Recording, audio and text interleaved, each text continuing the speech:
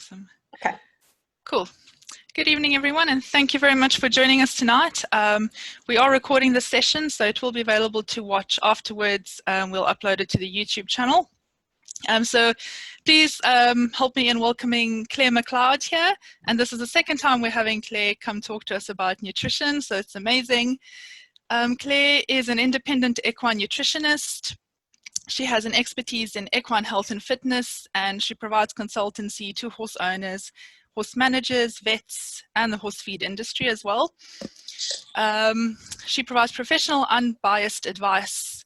And if you follow her Facebook page, which I do recommend you do, then you will see that she really does some good myth-busting posts about nutrition.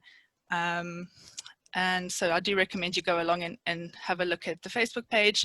So yeah, I will pass now over to Claire, and she'll do a little talk for us, and then we'll follow this up with a Q&A.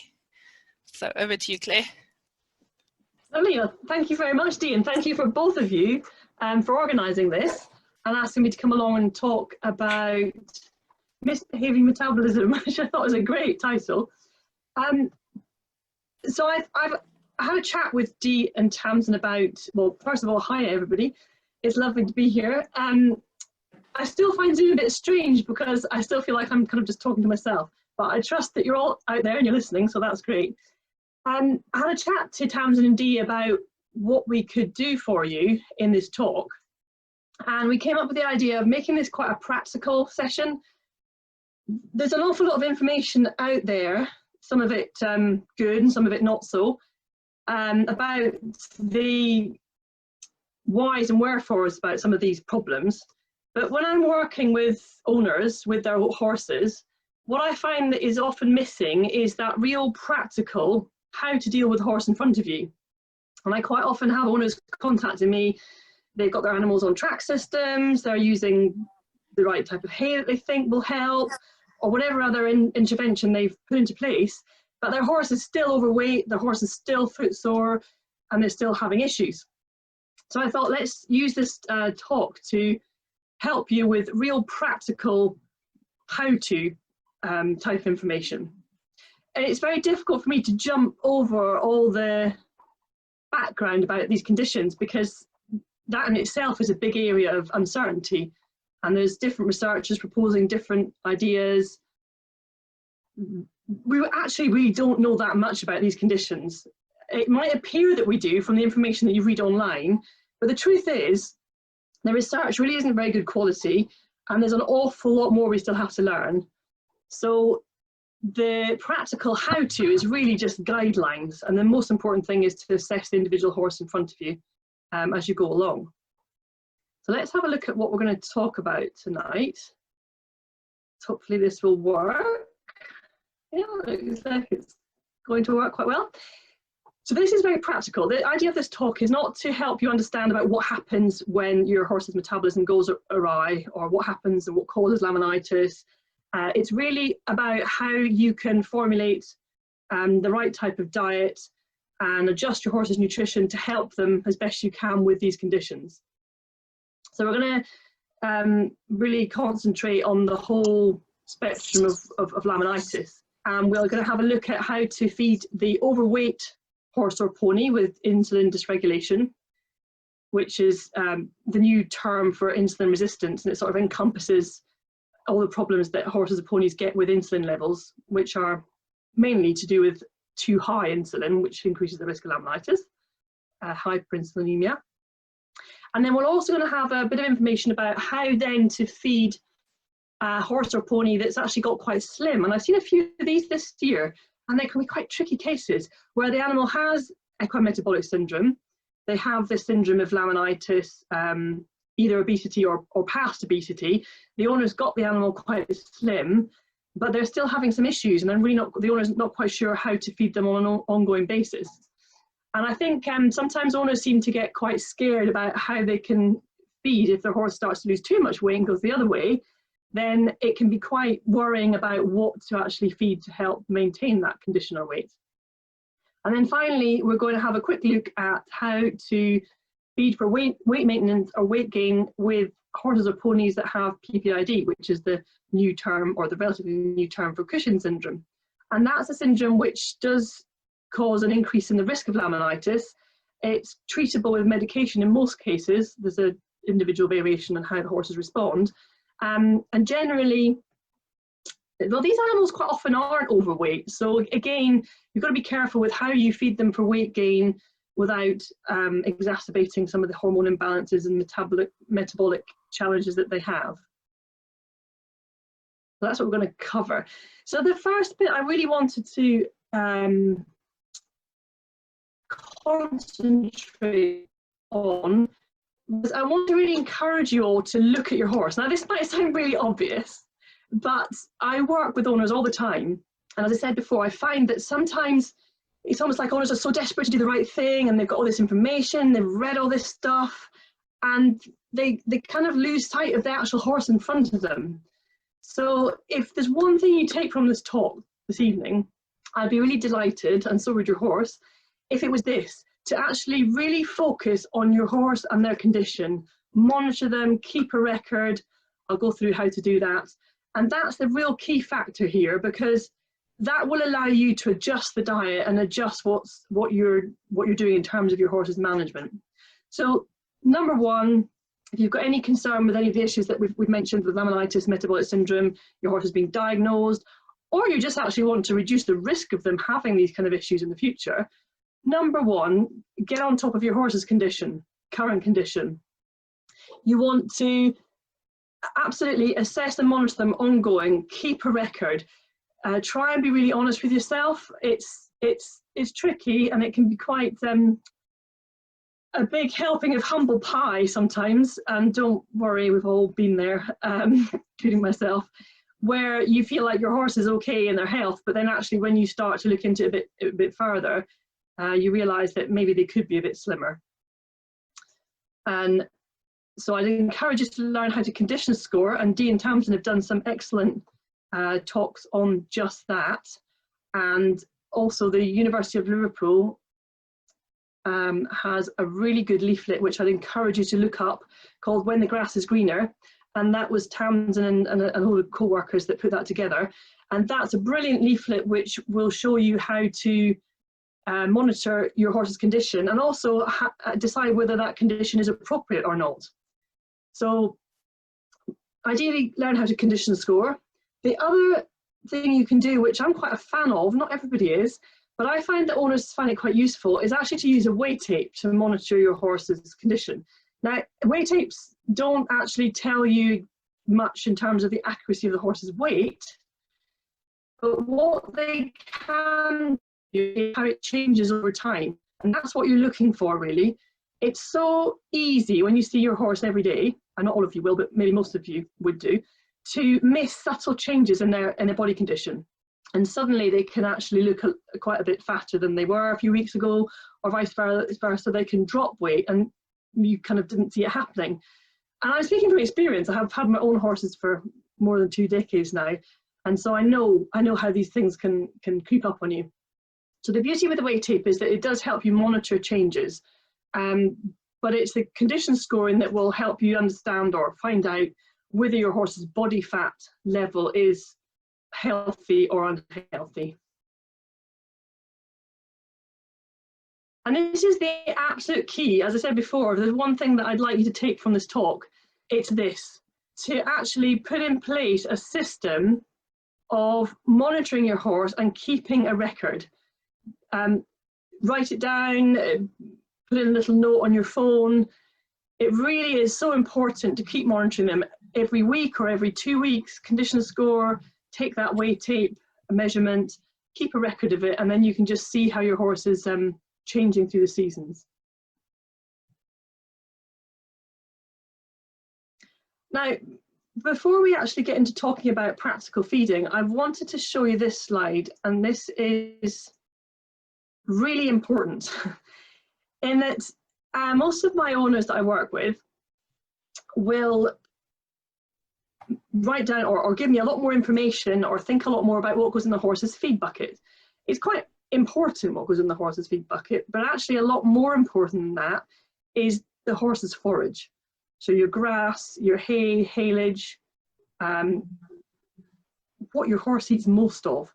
And for most horses that have suffered from metabolic challenges, they will generally be on a very small quantity of concentrate feed. Now, of course, that can change once they've lost weight, or if you're struggling, say, with a horse with PPID who's too slim, then this situation might not apply. But generally speaking, overweight horses, metabolic issues, laminitis, and all these conditions, most of the horse's nutrition will be coming from the forage.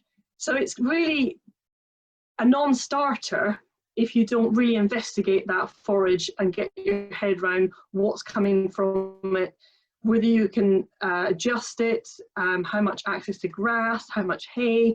All these issues are much more important than actually what goes in the bucket. And this graph just shows you a classic example of a horse, 500 kilo horse that's fed the full amount of a feed balancer, which is like a concentrated compound feed that would be fed at around 500 grams per day. And that just shows you how much of their food in daily dry matter intake is the forage, and then how much is actual feed. And then I've popped a supplement section in there, which would apply if you're feeding, say, 50 grams of a joint supplement or something like that. So just as a reminder that the forage is by far the most important factor to consider. And this applies to both your overweight or metabolic horse and also to your horse that's a little bit underweight and you're trying to maybe get them to gain some condition and weight.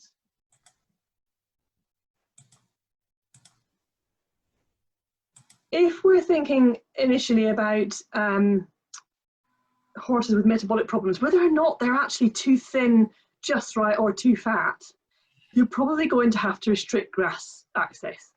There are parts of there are obviously parts of the world where you don't have much grass growing, so that's slightly different. And thank you for bearing with me, all of you who do come from different type of areas than our temperate climate here in the UK. This talk is, I suppose, swung towards that kind of management. But anybody in this sort of temperate zone knows how challenging it can be to keep horses when you've got all of this wonderful grass that we have. And it'll be growing rapidly at the moment with all this rain we're having, and it's not actually dropped, the temperature hasn't dropped that much. The grass is going to be going mad, so take care. So regardless of whether your horse is overweight, maintaining, or too slim, if they do have some sort of metabolic syndrome or they've got insulin dysregulation of any kind, then you're likely going to have to restrict grass access. And the key thing about grass is that it can, at certain times of the year, have a similar energy or calorie content to a competition mix or a conditioning mix. And it's kind of hard to get your head around, but it could literally be like opening a bag of competition mix. Now, the component where that energy comes from is obviously slightly different to a competition mix. There's an awful lot of starch in a competition mix, and there isn't in most grasses. But in terms of actual energy or calories, which is what affects body fat level, then it's on a par. And this is some practical background before we get on to actually specific diets for specific cases. Restricting grass can be very challenging, which I'm sure all of you are aware of. And as nutritionists, we tend to recommend things like strip grazing. That can be a useful way of restricting grass. You're probably going to need mains electric for this, especially if you have quite enthusiastic horses, and cobs I think are particularly good at getting through electric fencing if it's on a battery. And grazing muzzles, not everybody's a fan, but some owners find they work really well for their animals, and it can actually mean that they can go out with a herd if you use a grazing muzzle.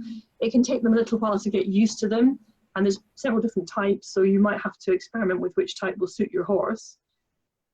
But they can be very useful.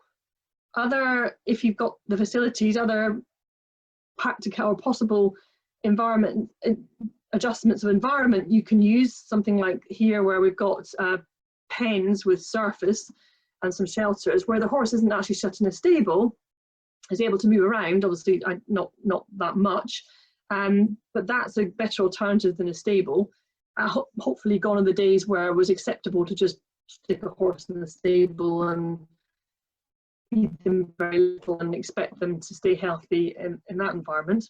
And then I've had some success, I know quite a few owners have, of keeping these overweight or metabolically challenged horses in woodland, where they've got room to move around, but they haven't got Dr. Green, the grass. So that's just some ideas of how you might restrict grass. I don't have a track system on this slide illustrated. Track systems are becoming a lot more popular, which is great, because they, for any of you who haven't come across track systems, they will restrict the amount of grass somewhat and encourage movement, because you're literally, instead of a field, you're literally turning the horse out onto a system of tracks. The problem I find in practice with tracks is that a lot of them don't restrict the grass enough. And I've had countless owners come for my help who've been disappointed when they've found livery or friends or set up track systems, but their horses or ponies are still struggling to maintain a healthy weight. So they work best if they're surfaced rather than just grass, and they don't get quite so muddy, and well, they get a lot less muddy in the winter. So track systems can be useful, but they're not a guarantee, and you still have to really assess your horse and work out how much grass they're going to be getting from that setup. And actually, before I move on, I do often get questions about how much grass a horse will eat when turned out. And for those of you who love maths and really getting into the nitty-gritty, how you can calculate that and work out a diet. In reality, I'd say that although that's quite an interesting exercise, it's not very practical, because grass growth will vary so widely depending on rainfall and temperature. Different horses have very different intake rates of grass. So to be honest, I find practically the best way to work out whether your horse is having too much grass or not really is to monitor them. Monitor their weight and condition, monitor their foot health, any signs of footiness or laminitis, and actually use that as your guide for the amount of grass. It's not nice and clean cut, as many of you who might like that way of thinking would prefer, but in real life and practical situations, it's actually something that's quite difficult to be prescriptive about. So what about hay? How about we just get the horse off the grass, use a dry lot or a track system? Will that work to keep their metabolism healthy when they're prone to insulin dysregulation? Well, not necessarily, I'm afraid. And some of you who have listened to me before doing talks may well have come across this slide, but it's an illustration of the difference between requirements for digestible energy, which I often call calories, and what is supplied from a typical hay. Now, obviously, hay does vary quite widely, as does haylage, and we're talking here about an average meadow hay.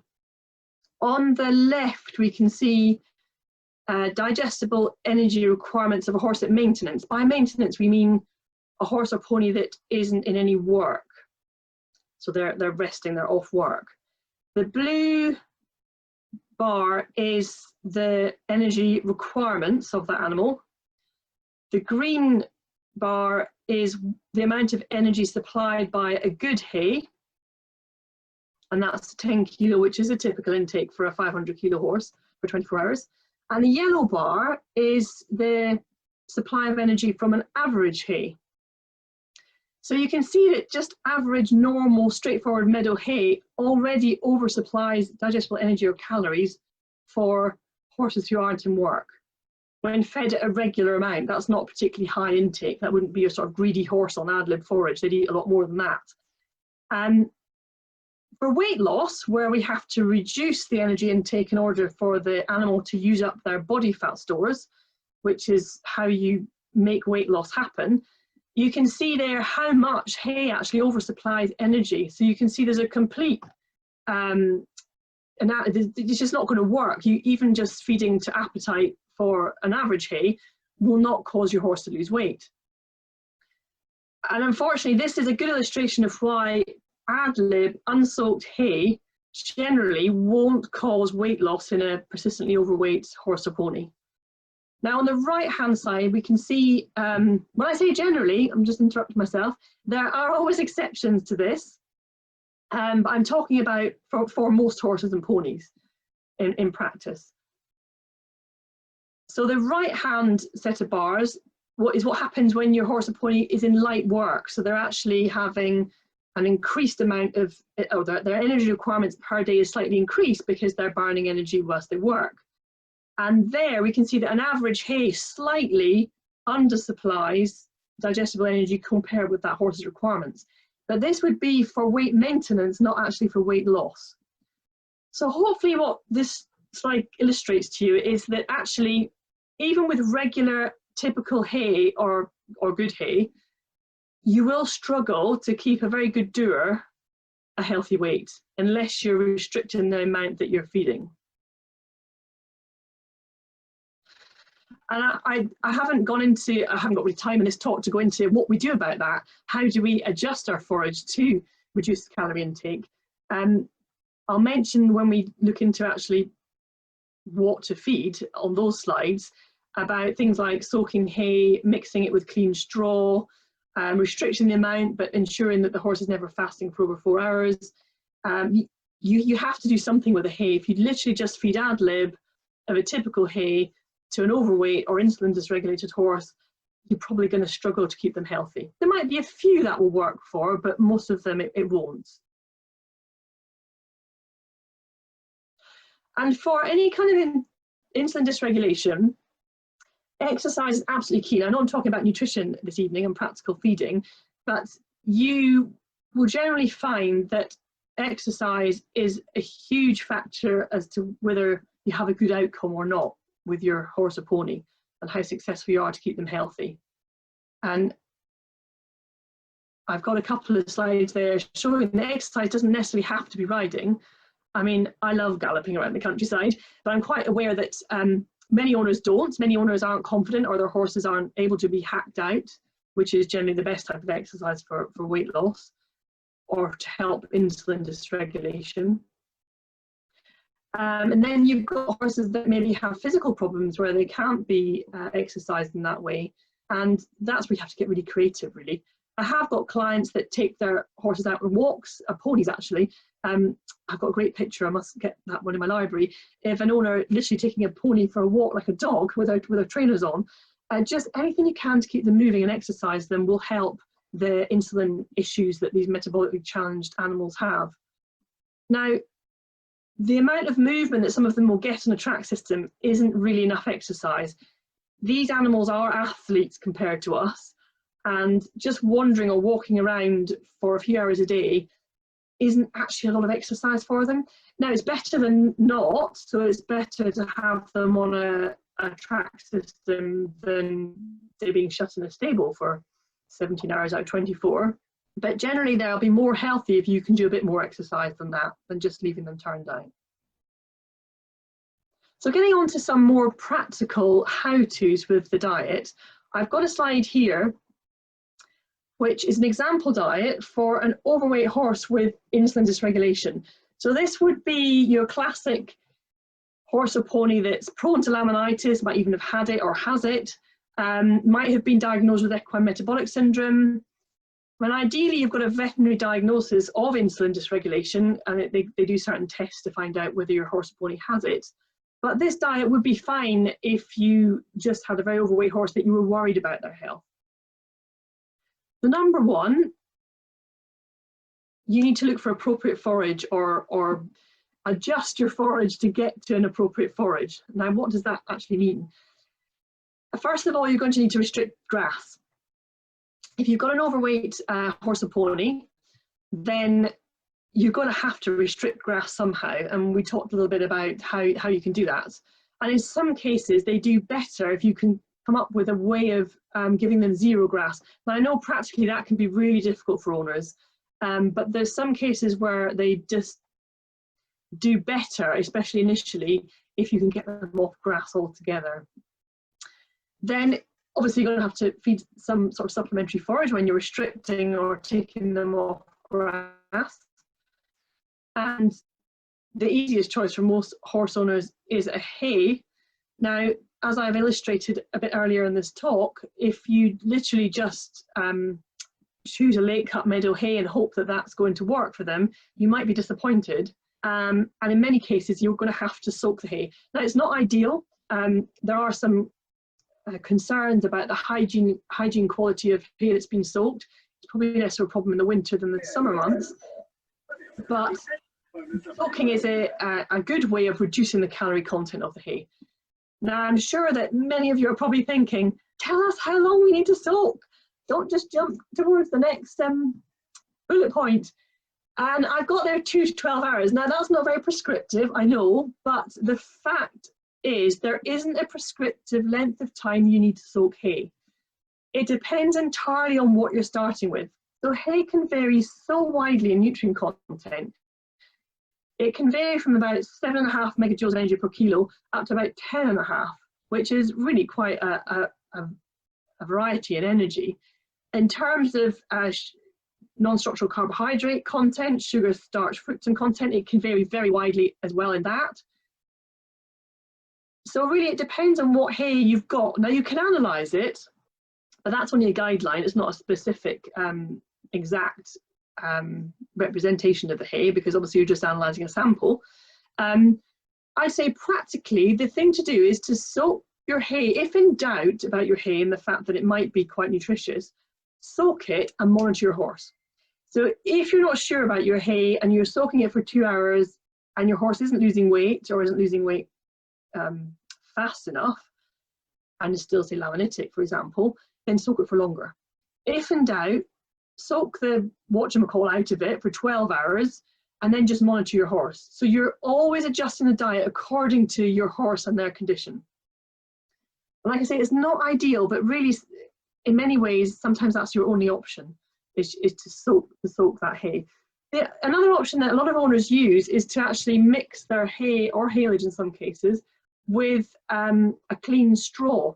And I've got their unsprayed straw, because sometimes if straw isn't harvested, well, straw isn't harvested for animal feed generally, it's a byproduct, but sometimes it is sprayed with chemicals to dry it out, and that's not an ideal kind of straw for feeding. If you want to try and find organic or unsprayed barley or oat straw, and you can replace that to 1/3 of your total forage with that, and that can work quite well actually for weight loss. In terms of the amount of forage, that's probably another question that many of you have on the tips of your tongue. I do things slightly differently in terms of advising owners. I don't believe that weight is the best way of working out how much forage your horse should be fed, your horse or pony should be fed. I tend to go for feed just enough to cause, weight loss, that should say, not weight gain. That should say weight loss.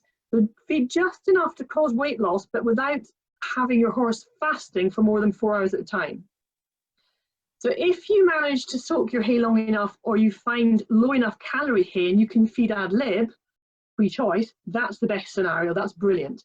But in most cases, that's unusual, it's unlikely.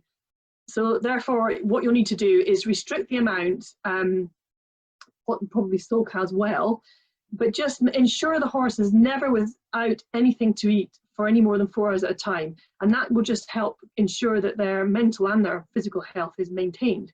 Horses and ponies are at risk of gastric ulceration if they're fasted for more than 4 hours at a time. So that would be my guide, as opposed to coming up with a specific amount.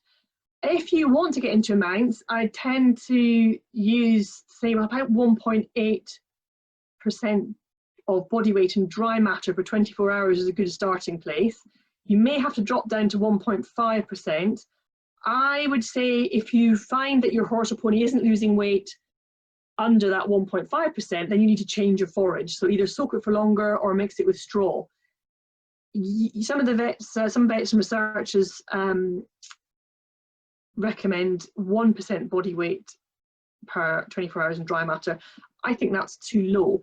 There has been a little bit of research done showing that the animals or ponies that were fed the 1% didn't suffer from any colic or psychological disturbance, but that is a fairly extreme scenario that I'd probably only use on a horse or pony that was almost at death's door with laminitis, where it's really important to get their insulin levels down as quickly as possible. So I'd say 1.5% is your minimum that you ideally want to go for most cases.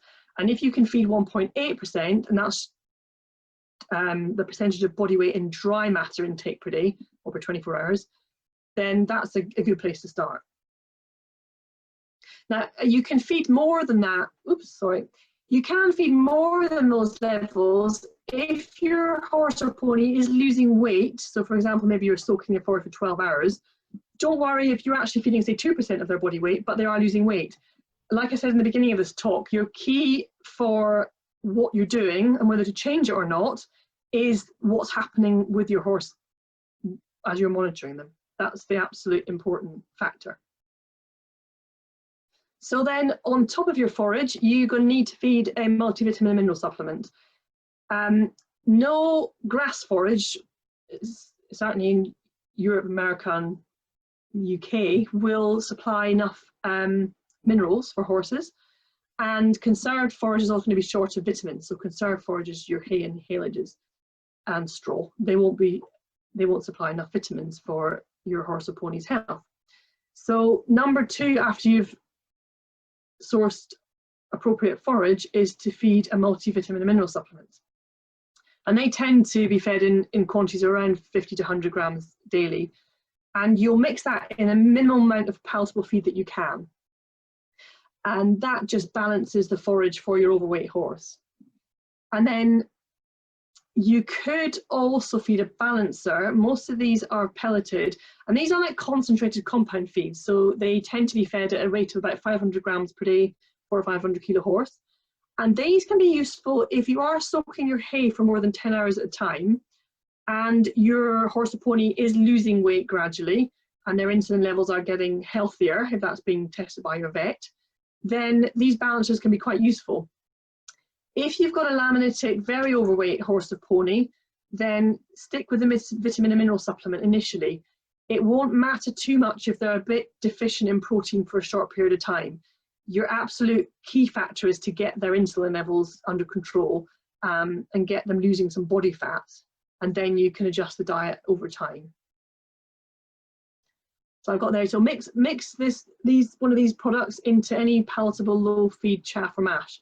There's great debate on social media about all these different sort of base feeds that you need to use to mix your vitamins in for metabolically challenged horses.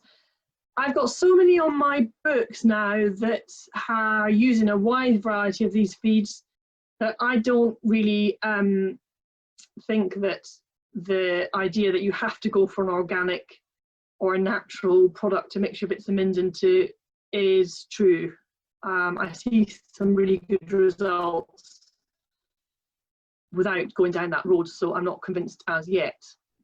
And then you need to add salt as well. So either offer a salt block if your horse isn't in much work, and if the horse is in enough exercise to sweat, which would be good if they were, if they could be, because that will help their insulin dysregulation, then add either around a half to a tablespoon of common salt per day to their feed. That's for a 500 kilo horse. The other thing I would encourage you very much to do is get hold of this leaflet I mentioned earlier, which is called When the Grass is Greener. And it's a leaflet that has been produced by Tamsin and co-workers from the University of Liverpool. If you go onto the University of Liverpool website, you can find the leaflets, or just Google or use a different search engine. Other search engines are available for When the Grass is Greener. And it's a really, really useful leaflet because it gives you very practical ideas of the how to. So obviously I've got a limited amount of time and I'm just giving you a really quick example diet. But this When the Grass is Greener leaflet will give you really good detail of how to monitor your horse's condition, how to feed this lower calorie diet to initiate weight loss. And actually what I could clarify before I move on from this slide, what I could clarify here is that what we're trying to do here is to cause weight loss. That might sound a little bit obvious, but as I said earlier in the talk, the key factor is monitor your horse's body fat level with condition scoring and or weight tape. And what you're going to be doing is you're going to be feeding your forage balanced with a suitable product and continue to monitor your horse. If your horse is losing weight, say you've restricted your grass with some strip grazing, or you've got your horse or pony on a very well grazed down field, and you're feeding a vitamin and mineral supplement in some chaff, and they're not actually losing weight, then you need to take more action. You need to do something different. And that's the key factor.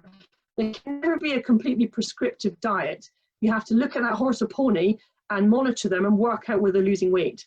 If they're losing weight quite rapidly and then suddenly they become a bit too slim, we're going to talk about that in a couple of slides, at that point you can then start to gradually increase, say for example, the amount of forage you feed, or maybe soak it for less time.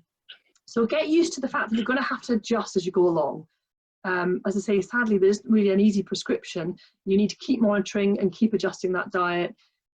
For example, grass growth can vary so much throughout the year, so that's going to impact the amount of calories your horse or pony has. And it's just a case of continuing to monitor your horse, continuing to adjust the diet. If you're bored by me saying this by the end of this talk, then that's great, because that's the real key point that I'd like to take away from this talk. So moving on. Oh, actually, I've popped up these slides of exercise as a reminder, because I just wanted to make the point, I suppose, again, of how important exercise can be in terms of getting a good outcome for these horse and ponies. And whilst I understand that for some of you or some of your animals, it might be difficult or impossible to exercise them, the more exercise they can do, the better it is for their insulin dysregulation problem, their body fat loss, and their general health. I think you could say that exercise is actually more important than diet, because you could get away with a slightly less than perfect diet with plenty of exercise, compared with not being able to do any exercise, where your diet really has to be absolutely 100% controlled. I wanted to just put this idea forward because I do get a lot of owners who worry a lot about what they put in their feed bucket. If you're feeding an overweight horse or pony for weight loss and you're trying to get them more metabolically healthy, you're probably going to be just feeding a vitamin and mineral supplement or maybe a balancer. And the fact is, what you actually mix that into doesn't matter that much for most horses and ponies. There will be exceptions, and if you've got a very sick horse or pony who's very obese or very laminitic, then you will probably need to go for something very low in non-structural carbs, sugar, fruit and starch. But bear in mind that a lot of these chaff products are very light in weight. They're not very dense. So even though you may say, for example, have a grass chaff that has maybe 8 to 10% sugar in it, if you're only feeding a couple of handfuls of that, it's actually very, very little sugar that you're giving that horse, and it might not even have a significant effect on their insulin response. So your forage matters so much more than this. And if you've got a horse or pony that's on their way back to better health, the laminitis is under control, you're causing some weight loss and they're doing well, then the key factor is getting something palatable in that bucket to make sure they eat their vitamins and minerals. You might go for grass or alfalfa, compounded chaffs. They're not as dangerous as you might read from some social media posts. You might decide to spend your money on something a little bit more specialist, like these organic mixed or herbal chaffs, which can be quite palatable. A molasses sugar beet pulp can be quite useful. Some horses like it, some don't seem to. And nowadays you can get many different mashes of all sorts of kinds and colours. There are some myths around that some of these compounded mashes are harmful for horses and not recommended or suitable for horses with metabolic problems. I don't agree with that, mainly because I have so many cases on my books, past clients with horses and ponies, and my own actually, that have done really well on these type of feeds. If you manage to control that horse's body fat level, you can get them exercised, you can get their insulin levels down, you can keep them healthy, actually what goes in the bucket is almost inconsequential. Unless, of course, you're feeding scoops and scoops or kilos. I should clarify that what I'm talking about here is a couple of handfuls of something to mix your vitamin and mineral supplement into.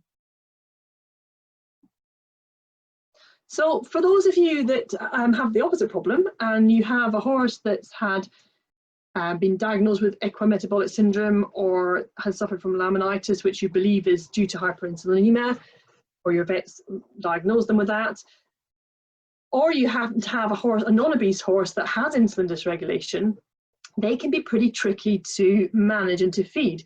And I know it can be quite worrying for owners and quite scary trying to decide what could be safe to put weight on these animals whilst maintaining their metabolism in a healthy way. What I find in practice is that you're going to likely still need to restrict their grass and any kind of high non-structural carbohydrate forage. Now, sometimes these animals do get to the stage where they're much healthier and they can have more access to grass, or you don't need to worry so much about the hay or haylage they have. And actually, I've got one of those myself. He's thrown all the rules out the window, my old cob. He's now on a lot of grass, and he couldn't have a tiny amount of grass a few years ago. But for those where they aren't as extreme as that, what I tend to find helps owners is to just keep that forage part of the diet controlled, because quite often it's a bit of an unknown area anyway, and then you can actually more safely put on condition with feeds of known nutrient content. So if you haven't got your hay analysed and you've got a new batch of meadow hay, for example, you could in theory go from a 10% NSC hay up to a 20% NSC hay, which could really trigger an issue with your horse or pony, even if they are quite slim. So I would say still soak your hay if there's any doubt that it is high in non-structural carbs and or calories. You might well be able to feed that hay ad lib, which you wouldn't be able to generally do with the overweight horse unless you are soaking it for a long period. And something else you can consider for these horses and ponies is a low non-structural carbohydrate haylage. Now, the reason I use NSC and not sugar and starch is because I don't believe that we are at the stage where we can ignore fructan. So without wanting to get into the chemistry of forages, NSC is a, I suppose, accepted way of describing the carbohydrates in forage that can affect insulin dysregulated horses or ponies. There are some, there's some talk out there that you don't need to worry about fructan because it's not a sugar, and you just need to worry about the sugar or ESC and starch content of your forage. But like I say, there is actually no evidence that fructan doesn't affect insulin response of horses and ponies, and in fact there is some evidence that it could. So until we find out more, I strongly believe it's much safer for your horse or pony to stick to looking at the NSC level and not ignoring the fructan of that forage. If you're not quite sure what I mean by all these different NSCs and WSCs and ESCs, then don't worry too much. You can look up those and read a bit more about them. Be careful where you read about them, because there is a lot of guff on the internet these days. Or if you really aren't interested in getting your head around that, just be sure to soak your hay for some length of time, which will reduce the NSC a little bit if you're in any doubt about it. Now, I mentioned haylage. Haylage can be useful for these lean horses with insulin problems because providing it is well fermented haylage, it's going to be lower in NSC than a typical hay. Now, if you buy farm-made haylage which doesn't have an analysis or a label with it, that's a bit more risky. I'm just checking my time so that I'm not going on too long with this talk. That's a bit risky because it can actually be more like wrapped hay, and it's the fermentation process that breaks down the sugar and fructan to a certain extent and gives it that lovely sweet smell. That's actually volatile fatty acids from the NSC breakdown. If you go for an analysed haylage, something like horsage, they are guaranteed low sugar, and they can be a really useful product to help add extra calories for these lean horses with metabolic problems, but without adding too much NSC, which could affect their insulin response. And then once you've sorted out the forage and found appropriate forage and fed an appropriate amount, then what I tend to recommend for these horses and ponies is a balancer. So by feeding a balancer, you're going to be adding a little bit of extra energy, some good quality protein and some vitamins and minerals, which will balance the forage. And it's also a nice safe way of just adding some quality nutrients without too many calories. And then what you can do with that is then add a higher calorie straight to that balancer. So a balancer plus amylax sugar beet and linseed, micronized linseed, makes quite a nice diet for these cases, because what you can do is your amylax sugar beet and your linseed are very safe feeds, which are very low in starch and NSC. They contain digestible fiber. Linseed is very rich in oil, about 30% oil. So you can use these for kind of safe calories for your slim horse with metabolic problems who needs more calories. So for example, if they are losing weight. And there is some research which shows that high calorie diet where a lot of calories are coming from fats or oils is safer for a horse with insulin dysregulation compared to the higher calorie diet where the calories are coming from non-structural carbs like sugar, starch and fructan.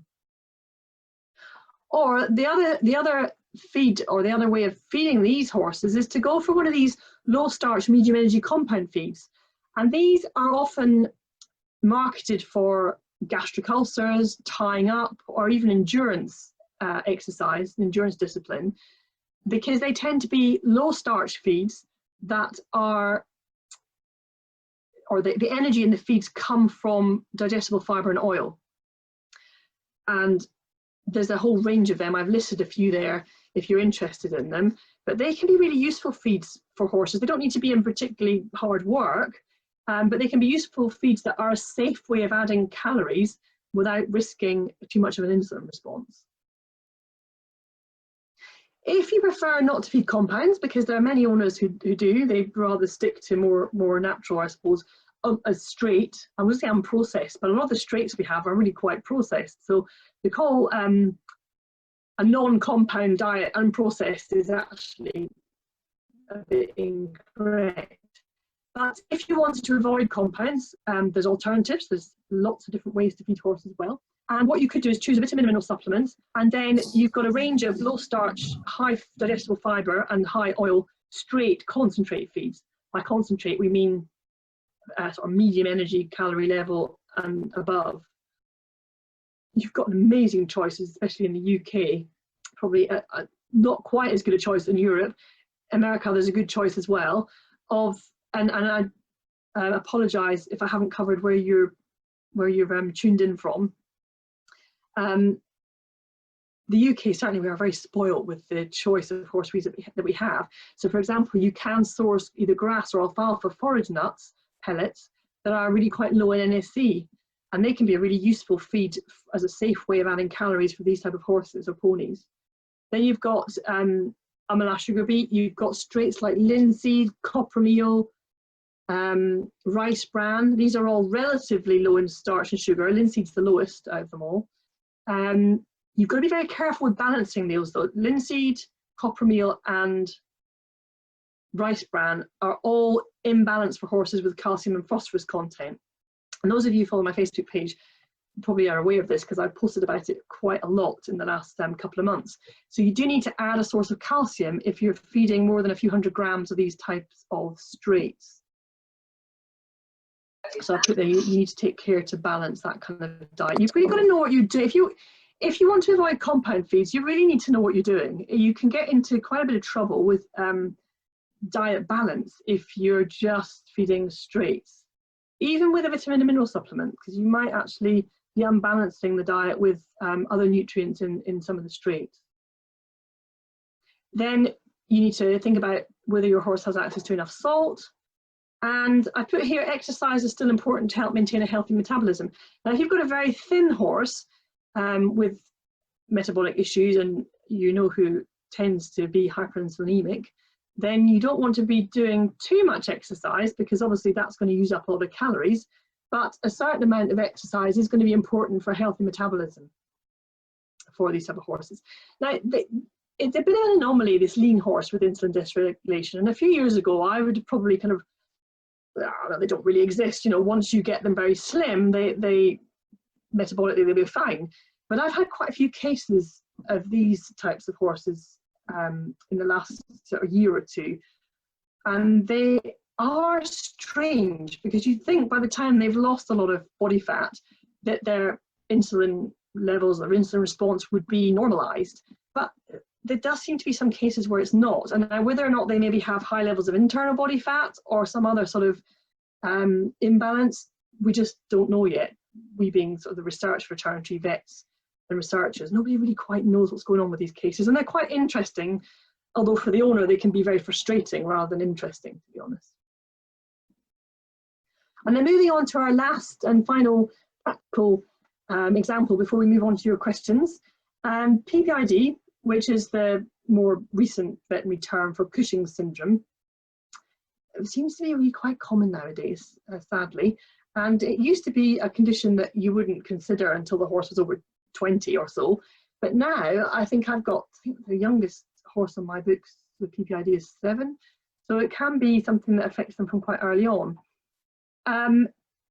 Veterinary care really important. I think owners realise that nowadays. I used to have owners coming to me years ago trying to treat this condition with herbs and that sort of thing, but I think more owners are aware nowadays that your medication for PPID is pretty key. You can manage some cases for a certain amount of time without the medication, but certainly for laminitis control, because these horses are at risk of laminitis more so than a healthy horse, the medication seems to be pretty key. And I learned that fairly early on with my consultancy, that if you don't get the horse on the correct medication, it's impossible to control the laminitis with the diet. So you can do anything you want with the diet to try and control the laminitis, but even if the horse is very slim, fed appropriately, they often will still get laminitis unless they have the correct medication and the PPID hormone imbalances are controlled. So these horses and ponies can be tricky to manage because they need the sort of low glycemic index feeds, they need the low starch, low sugar, low fructan feeds, but they quite often do need a few more calories because they can lose weight as they get older especially. They do need a good supply of good quality protein because they can drop muscle, even the younger ones. So they can be quite tricky to feed. I'm going to move on to the slide of how to feed them because I've got some more information on here. And what you'll notice, if you're paying attention, is that actually feeding these horses is more or less almost exactly the same as feeding the lean horse with insulin dysregulation. So you're again going to look at supplying them with a relatively low NSC forage. And the reason for that is because it is safer to feed them more of it.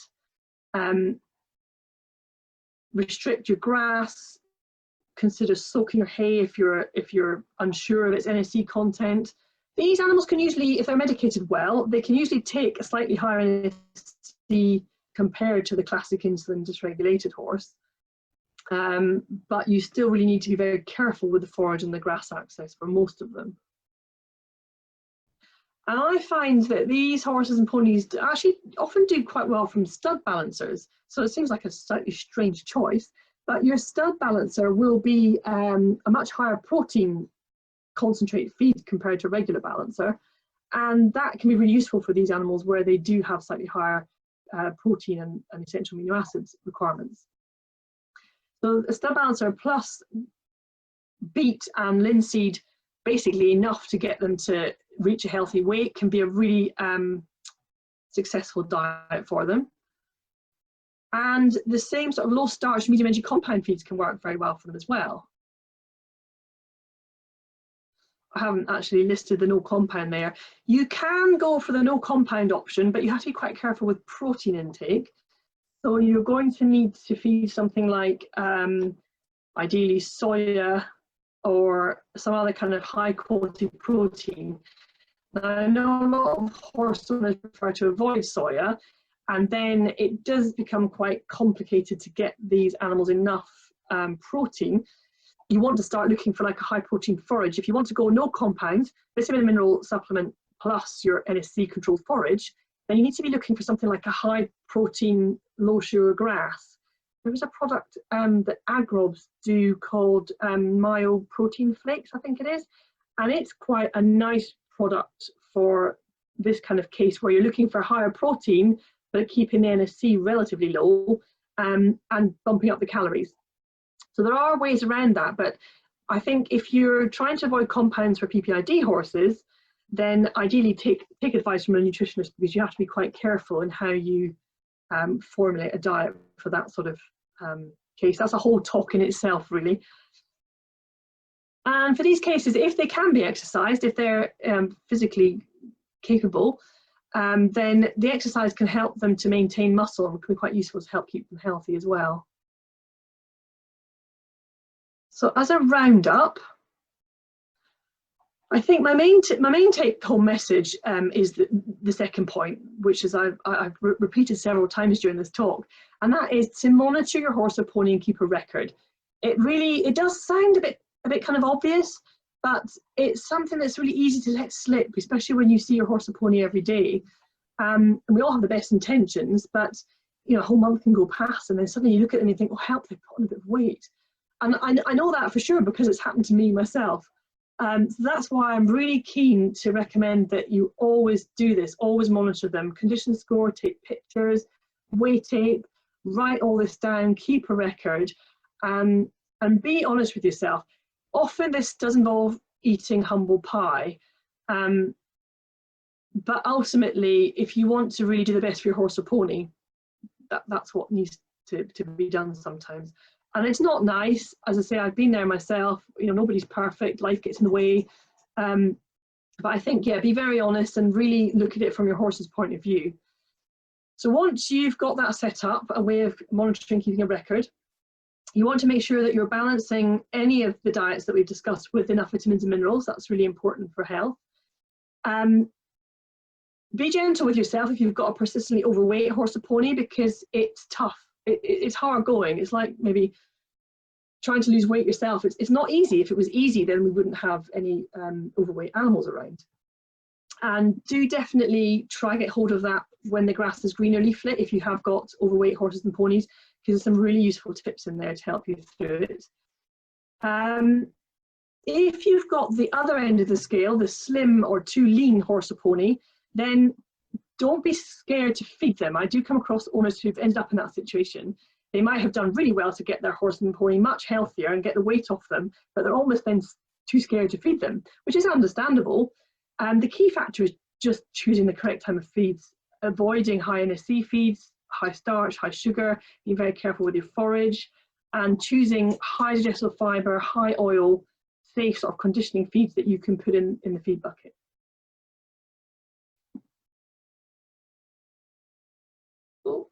And then my last slide is jump to the end. So that's my little talk that I wanted to go through with you. Thank you very much for your attention. And I think at this point, I would welcome your questions. I'm hoping you've got lots of questions for me, because I like having questions. It means that I know that you're getting the information that you really want and you need. So fire away. Or we might want to go back to Dee just to organise the questions. I'm not quite sure if she's going to ask me from your chat. Yeah. Thank you. Yeah, thanks very much, Claire. Yeah, so Tamsin and I will sort of go through the questions and we can have a little discussion chat about them. But thank you very much. That was a really good talk. And especially I know because Tamsin and I deal a lot with kind of getting horses to lose weight and feeding the overweight horse. So it's really good to get the information as well about feeding the lean horse, or the, you know, trying to put weight on in a safe way. Okay, all right. Tamsin, do you want to kick it off?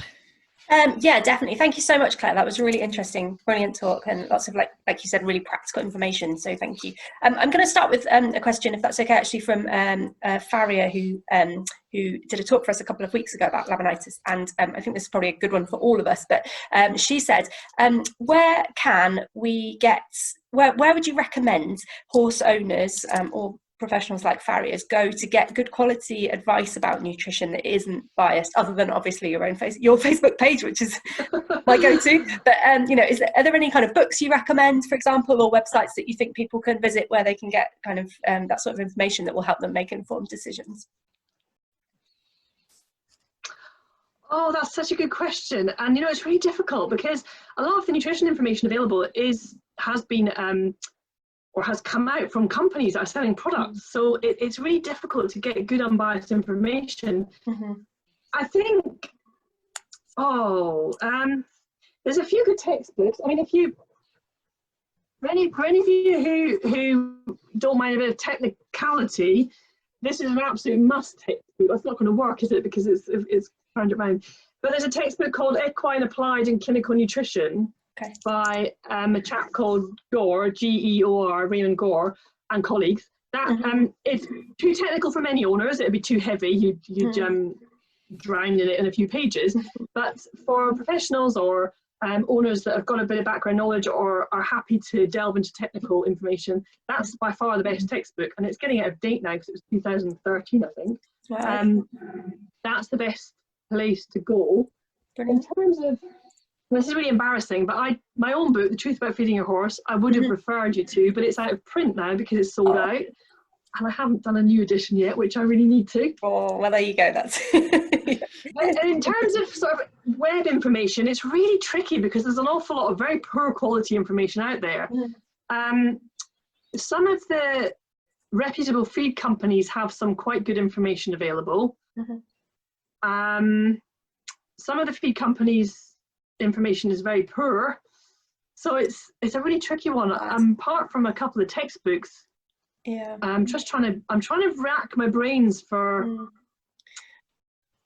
Dr. Getty's information is quite good. There's a nutritionist in America called Julian Getty. Her information is quite useful. And there's also a website called FeedXL. Oh yes, yeah. If you come across them, Narita Richards, I think it is, and it's a software program that helps you formulate diets. It's excellent, actually, and she's got some really good articles on there. FeedXL. Okay, brilliant. That's really helpful. And there's a third one I was going to mention. Now it's going to The Horse. There's a magazine called The Horse in America, US magazine, and they have some really good authors write for them, and they've got a library of articles, which is probably the best place for an owner to go to get really good unbiased nutrition information. Brilliant. And finally, just if we're finishing that question, in a few weeks or maybe a couple of months' time, I'm going to have a library available, a membership subscription library, which is going to be chock full of unbiased, independent information.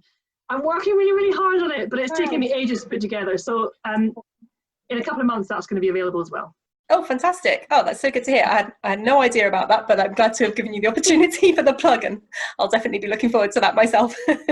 Thank you. Okay. Yeah, that sounds amazing. Yeah. Cool. Shall I go? Okay, we have a question here about oil.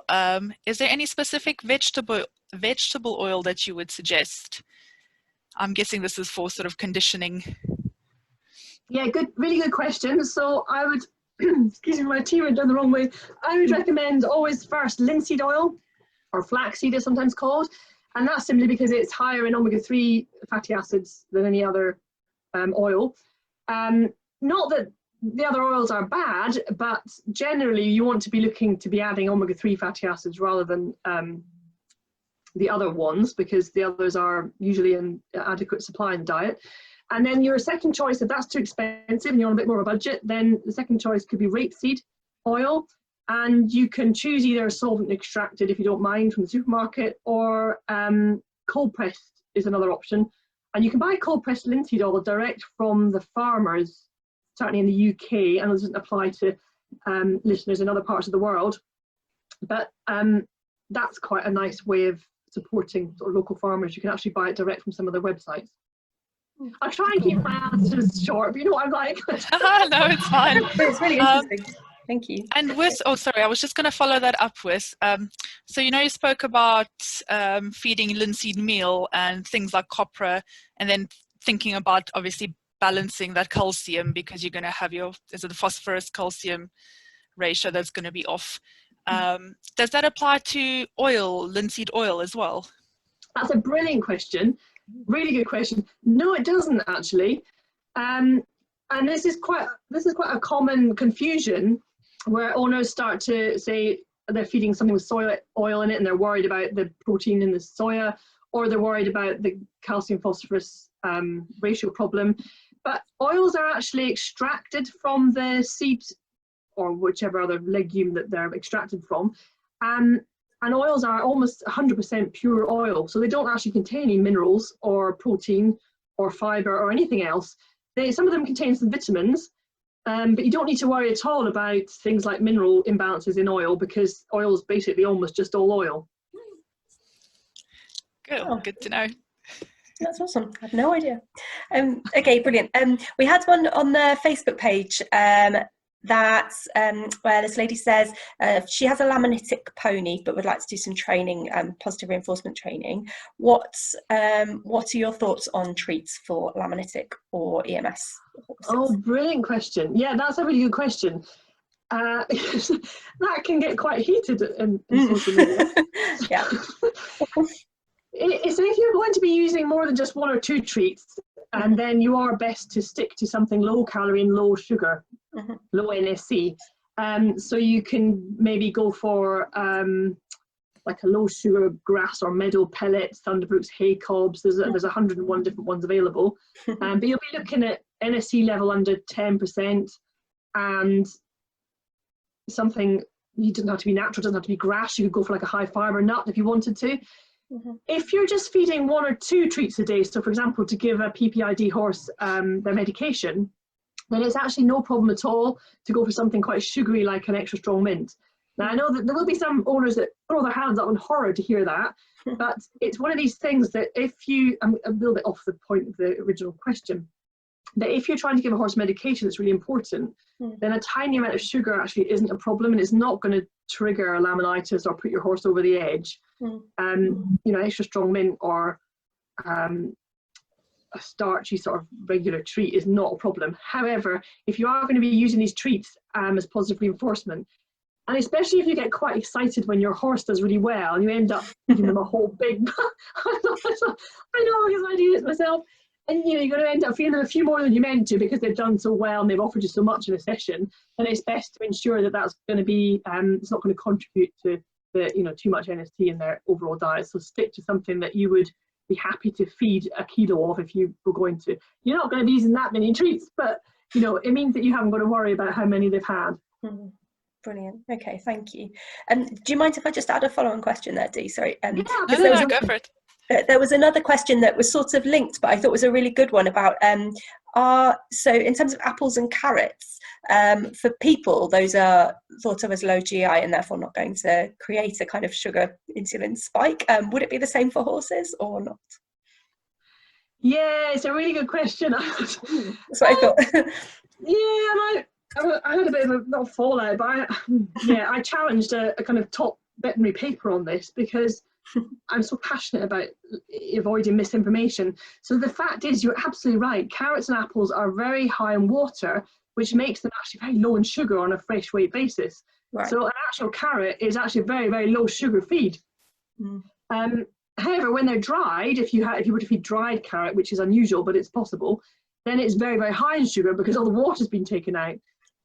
So carrots and apples on a fresh weight basis in small quantities are not a problem. However, again, you have to be careful because you might say to someone carrots are fine, and then the owner ends up feeding a whole bucket full, and that's a completely different, you know, kettle of fish. Then there's no research ever done tests on looking at glycemic response of with carrots and apples, as far as I'm aware.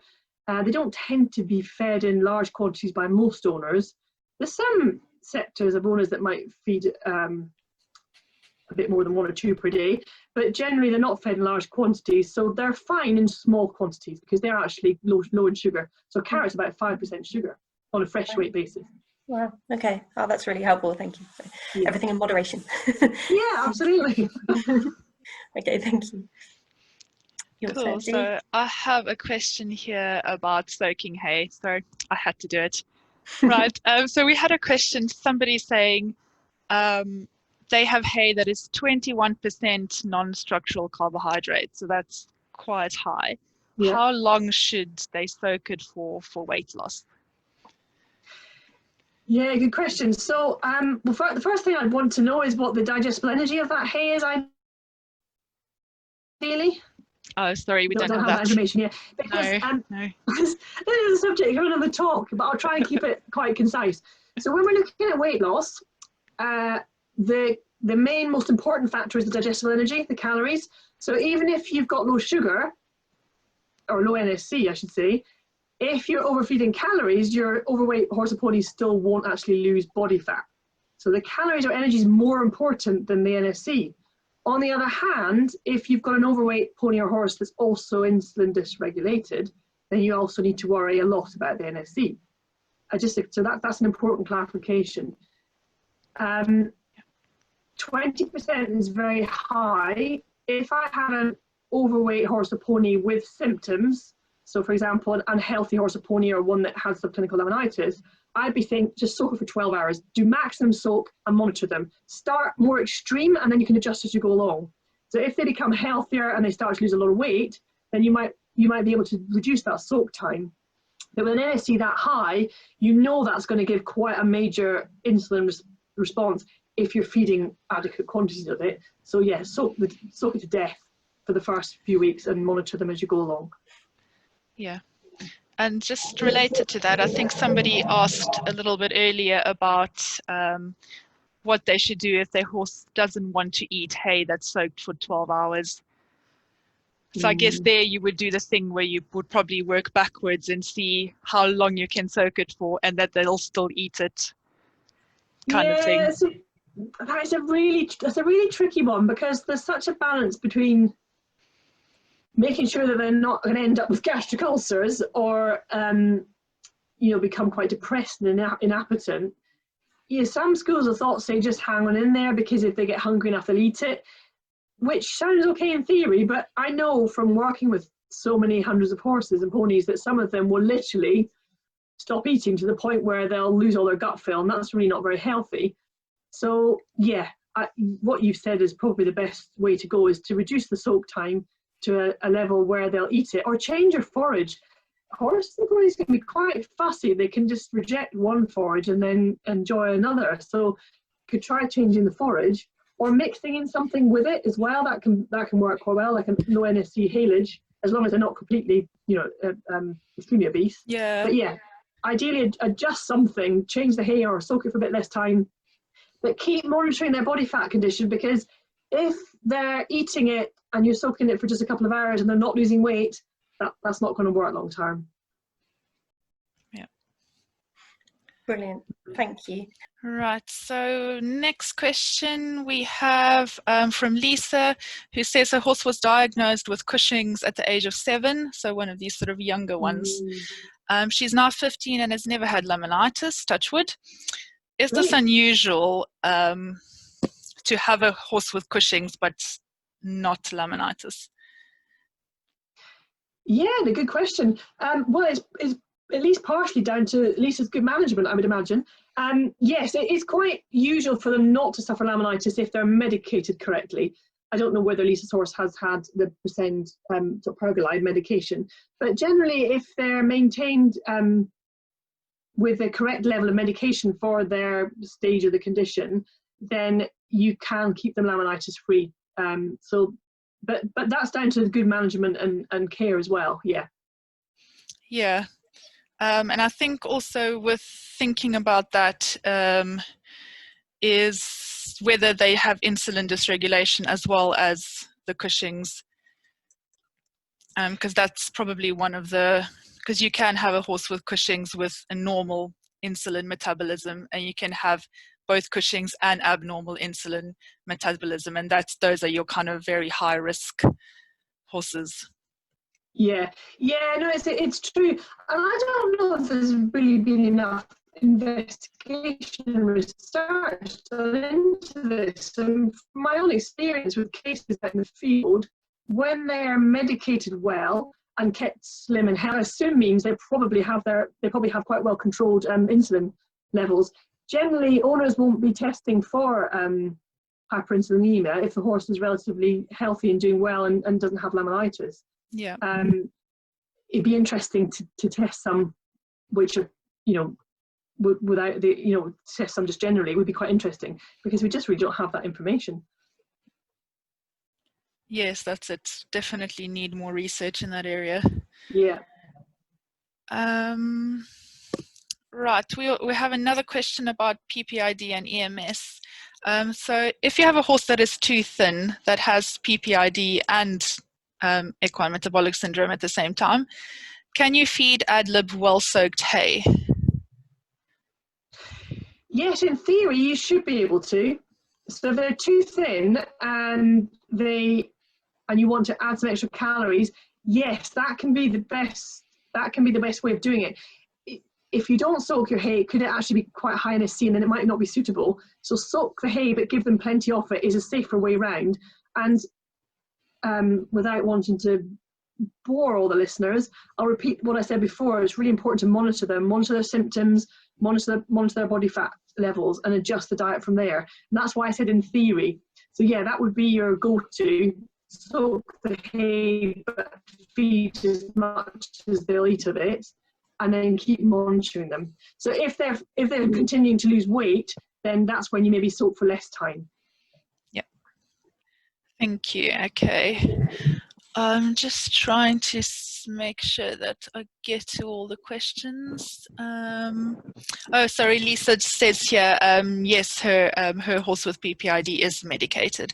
So just confirming, because we were wondering that. Okay, we had a question about, where are we now? So from Karen, how soon would you reintroduce a horse to grass after initial diagnosis of laminitis, assuming the horse is not overweight? So that's quite a good question. That is a great question. And as a professional nutritionist, I would have to refer back to the vet. So if you've had a diagnosis of laminitis and had the vet involved, I kind of have to say that you need to take your vet's advice on that. Partly because the vet's monitoring the horse and is there with the horse and will understand their signs and symptoms. It might be your farrier actually, if it's mild laminitis. But it depends on so many factors. So it depends on first of all, why the horse or pony got laminitis. Was it pasture induced, or could it have been maybe linked to something else? Because of course, laminitis can occur for a variety of reasons. It's not just endocrinological. It's not just due to insulin dysregulation or pasture associated. Always err on the side of caution. So if you're able to, you want to reintroduce grass very gradually, so with strip grazing and grazing muzzles and a very short period of time twice a day. If the horse has been off grass, obviously, as well as the metabolic effect of that grass, that horse's gut's not going to be adapted to having grass, growing grass. So there's quite a few, again, it's not very prescriptive, there's quite a few factors that you have to take into account, and just do everything very gradually and monitor their response. Okay, thank you. Welcome back, Tamsin. Thank you. Sorry, I don't know what happened there. My internet was just disappeared. Why does that happen? Sorry, I've lost most of the questions, but I did have I had a couple written down, if that's okay. Yeah. I've got one here. Is there, so if you've got quite a big and diverse field, is there any point in people doing forage and analysis, like grass analysis of their grass or their soil, and so on, as people often do nowadays? Yeah, it's a tricky one. It's difficult. Analysis can be helpful, but the problem with it is exactly what you've just said. It's only ever a guideline, and quite often what happens is owners will have analysis done, and then and there's a company that analyzes in the UK that sort of promotes this, and I think it's a little bit misleading, that you believe that that's what your horse is eating. That's all your horse is eating, what's on that bit of paper. But yes, absolutely, you have to remember that the sample that was analysed was only a snapshot, and for grass especially, that can vary according to week-on-week growth and rainfall, etc., etc. So it's a little bit more reliable for hay, but even then, unless you're taking a cores sample from the whole barn of bales, it's only a guide. It's really only a guide. And I think it's more important to, here I go again, monitor the horse in front of you and their symptoms. So if you've analysed your grass and or hay, and it looks fine on paper, it's low NSC, etc., and then your horse or pony isn't losing weight or they're gone a bit footy, take action. Almost ignore what was on the paper and take action for that, and assume that that's not suitable for that horse or pony in front of you. And grass particularly is tricky because it does vary so much, and the amount of grass will vary as well. So how much of that grass is your horse actually eating? And on top of that, horses and ponies, for sure, that's one thing we've learned from research, they have really quite individual responses to glycemic index. How can I put this? Glycemic index in horses and ponies is almost impossible to predict because of the individual variation in the animal's body responses to glucose and the insulin levels that are produced in response to that glucose. It's so highly individual that you just can't be prescriptive. I know I've said that so many times. I know it's not what a lot of owners want to hear. It's the truth. So it really is a case of just using these things as a guideline, but then looking and checking your horse's symptoms as you go along. Yeah, it's interesting though, because I know, and I'm totally know what you're saying when you're saying it's not what we want to hear, but it's interesting that, you know, the thing that you keep going back to, which is so true, is that like literally it's the horse in front of us that gives us the key to what's working. And, you know, maybe we sometimes not overly worry because, you know, we're all doing our best, but, you know, we get fixated, I know I do, on like Feed Excel. I love it, but, you know, you're totally right. You've got a horse in front of you, which is reflecting in its condition, what's working, what's not working. Yeah. Yeah, so it comes through loud and clear. It's a very good point. Right, shall we, I think maybe just take, I don't know, unless you had many more questions, Tamsin, maybe take just a couple last ones. Okay. Okay, so we had a question here from, where's it gone now? From Sarah. She says, both her ponies, one has Cushing's and one is very overweight, live out 24/7 and currently have no stable access. Would you recommend strip grazing or a grazing muzzle for the overweight pony? Yeah, that's a good question. Sorry, I'm looking around because there's a massive big spider just crawled on my laptop. I'm just making sure he's not going to jump on me. I don't mind spiders, but as long as they stay distance. So if I do kind of zoom back, excuse me, because yeah, so it's a good question. Strip grazing or grazing muzzle. For that situation where it's a really tricky one. I think you might have to do both because there's not many horses and ponies that you can leave a grazing muzzle on for 24/7. And if you just have them wear for 12 hours or even 16 hours, they will compensate and eat more when it's not on them. So that's not really an option. If you just strip graze, then that might be an option, but you'll probably have to start with a pretty small area if you've got a lot of grass. And you'll probably have to feed supplementary forage like soaked hay as well. So you might want to go for both actually. Perhaps restrict the grazing area, use a grazing muzzle for part of the time, and just do whatever it takes to get that pony to lose weight really. But bear them both in mind. But the grazing muzzle, tricky when they're out for 24/7 because, as I've just said, they will compensate when it comes off and eat more. Generally, most of them do. Yeah.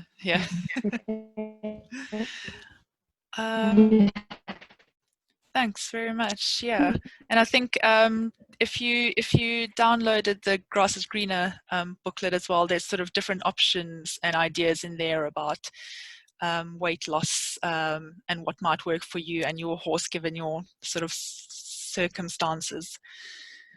I think we might have lost Tamsin again. Okay, just one last question that I wanted to cover before we go, because I think maybe there's a little bit of confusion about this just from what I see owners talking about, is balances and sort of, are they conditioning? Or are they just there as kind of getting the right nutrients for your horse without the actual calories? And yeah, give us the lowdown on balances. Yeah, that's a good question, and I could incorporate that in any future sets of this talk actually, because Yes, yes, a balancer will add some calories, some digestible energy. If I can give an example, so for example, if you get a low energy, relatively low energy balancer, like a light balancer, that might be about 10 megajoules of energy per kilo, which means that if you feed 500 grams, you'll be supplying about 5 megajoules of energy. If you think about your hay, a typical meadow hay might be about 8 or 8.5 megajoules of energy. So your 500 grams of balancer is kind of equivalent to 2/3-ish of a kilo of hay.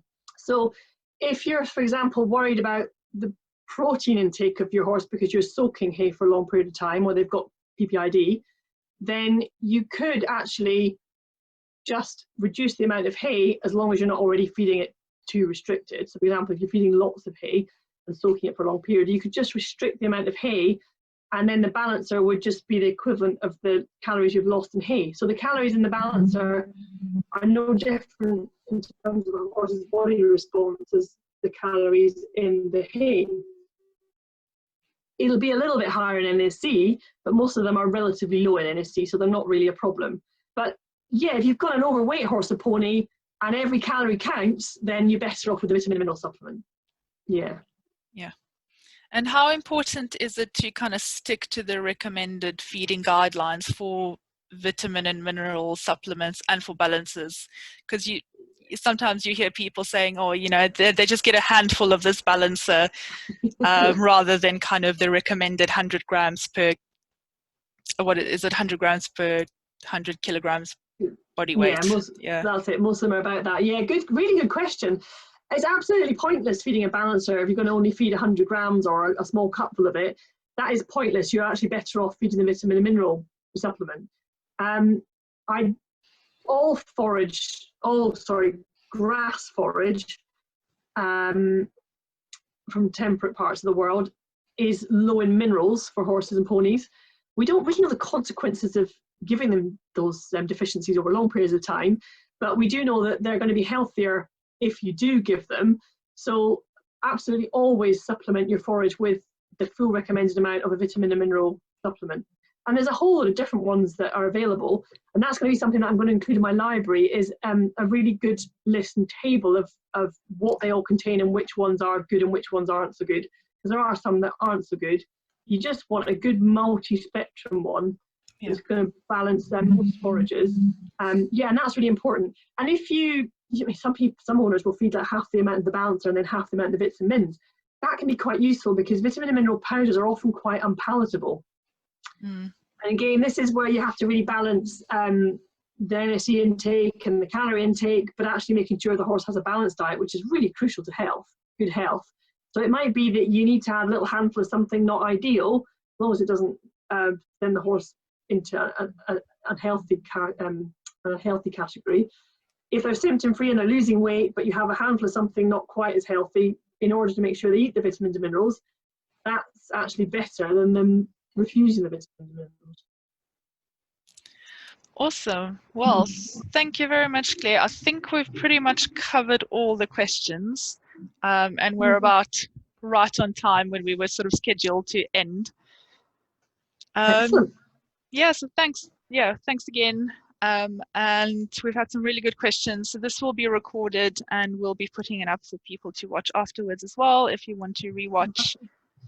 And yeah, thanks everyone for joining us and for the great questions. Yeah, thank you very much, everybody. It's never taken for granted. I really appreciate you taking the time to listen to what I have to say, and thank you very much for some brilliant questions. And thank you to Dee and Tamsin for organising and inviting me. Thank you. Well, thanks so much, Claire. Nice to see you. Sorry about disappearing. That's all right. All right, everyone. Good night. Have a good evening. Good night.